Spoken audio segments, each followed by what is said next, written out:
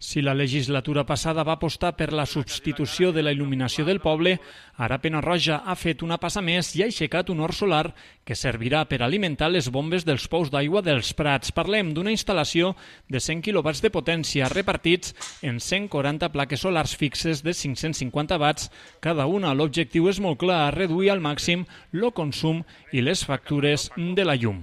Portem 2 anys pelejant en això. Això ve a raïs de que els preus de l'electricitat van pujar moltíssim. Cal recordar que hi havia mesos que pagàvem 8 i 9.000 euros de factura de llum. Això era totalment insalvable.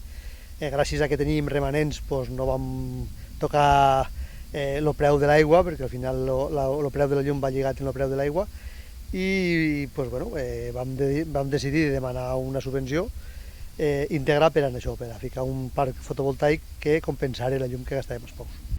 L'obra suposa una inversió de poc més de 132.000 euros subvencionats al 100%, una obra que des del consistori cataloguen de necessària perquè aquesta captació doni aigua tant a Pena-roja com a Mont-roig. Subvenció és al 100%, això vol dir que l'Ajuntament no ha ficat res, i vam trobar un espai aquí proper dels pous per poder ficar estos 100 quilowatts de plaques fotovoltaiques, que és un lloc bastant granet ja, i que no afecte visualment a lo que és l'entorn. Entonces, jo crec que donarà un bon resultat.